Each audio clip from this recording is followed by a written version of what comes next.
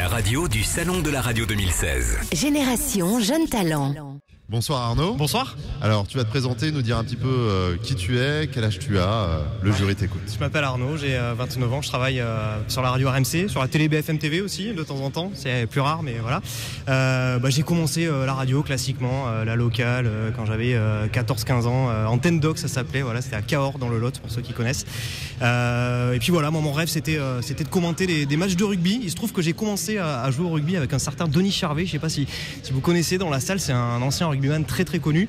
J'ai commencé à jouer avec lui, j'ai joué dans le même club que lui à 25 ans d'intervalle. Il a eu une autre carrière que moi, mais l'histoire amusante c'est que j'ai commenté un match l'autre jour avec lui, un match de rugby sur RMC. Voilà. Donc tu commandes des matchs, je crois que tu fais également des matchs de rugby, je commande les infosports également dans la matinale d'RMC. Et je fais les infosports avec en compagnie de Jean-Jacques Bourdin le matin quand Virginie Fulpin n'est pas là. Ouais, je t'ai déjà entendu et c'est un vrai plaisir d'ailleurs. Merci. Tu as 2 minutes pour convaincre le jury, c'est à toi quand tu veux. Arnaud Souk d'RMC. Un bon journaliste sportif, je vais pas vous l'épargner, voilà, je vais vous parler de mon meilleur souvenir de sportif. Alors non, ça n'est pas la finale de la Coupe du Monde 98, encore que ce soir-là j'ai cassé les lunettes de mon père et le nez avec quand je lui ai sauté de joie dans les bras.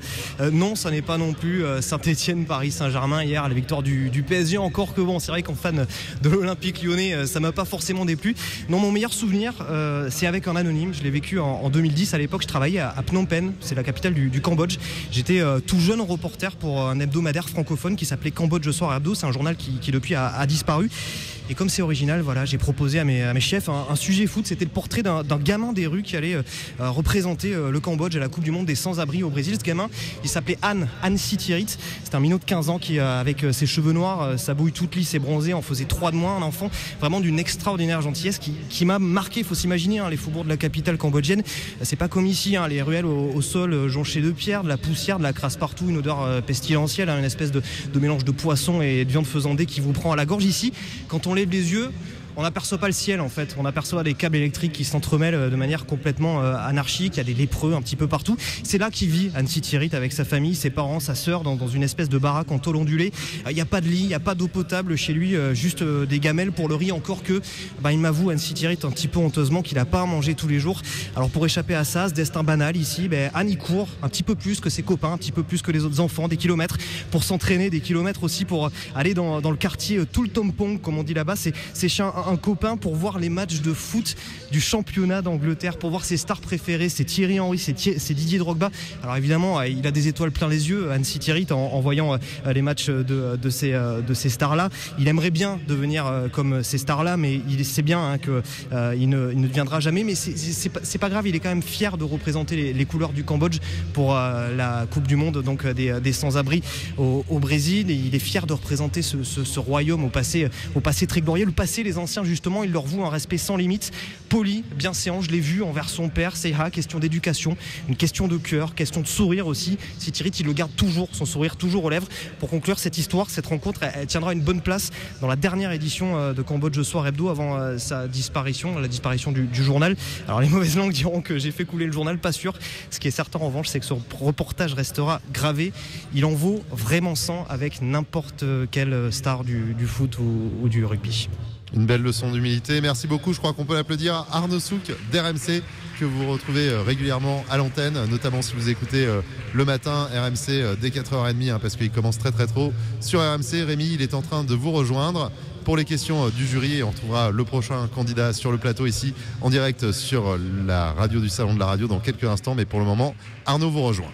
Arnaud qui nous rejoint effectivement, Arnaud qui ne parle pas que de sport, il vient de vous le prouver. D'ailleurs dans sa bande démo, tu avais pris le soin de parler de sport. Un reportage avec des chiens. Avec des chiens, le jury s'en souvient encore. C'est vrai ? Justement, question de Patrice Gascoin.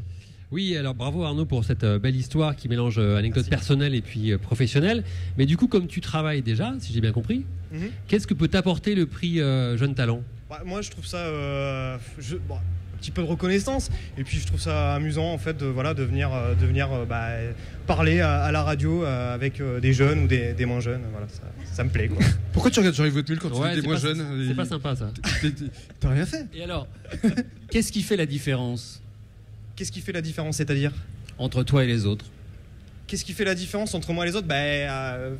moi, j'ai quelques années de métier, on va dire. Voilà, je suis journaliste professionnel, mais au-delà de ça, on fait tous de la radio. Et non, mais il n'y a pas de différence. Non, je crois. À part que voilà, j'ai peut-être fait une école de journalisme que d'autres n'ont pas fait, ou une école d'animateur. Un tempérament, dit Jean-Yves. Un tempérament, peut-être. En tout cas, ce qui est sûr, c'est qu'à travers mes expériences professionnelles, si peut-être que ça fait la différence. Je vous parlais du Cambodge. J'ai vu en tant que journaliste des choses que, même j'ai traité aussi les attentats de Mohamed Merah à l'époque à Toulouse. C'était, peut-être que ça fait de la bouteille, quoi, on va dire. Alors, le micro est passé de l'autre côté. Bruno Fraioli. Stratégie. Arnaud, tu as vu dans différents exercices. Qu'est-ce que tu préfères, les flash infos le matin, le commentaire de match, les reportages? En fait, ça m'amuse. Ou la télé même d'ailleurs. Ouais, c'est pas mal aussi. Ça m'amuse en fait de faire les flash infos le matin parce que on peut écrire, on peut laisser libre cours à sa plume et ça me plaît bien. Après, franchement, je dois vous avouer que j'ai commenté une course de ski il y a 2 jours et que j'ai pris un kiff énorme. Voilà. Très bien, on peut l'applaudir. Bravo, Arnaud Souk. En direct de la Grande Halle de la Villette à Paris jusqu'au 2 février. La radio du Salon de la Radio 2016. La radio du Salon de la Radio 2016. Avec Open Radio, Maxillaire, Broadcast Associé, Lesvoix.fr et A2PRL.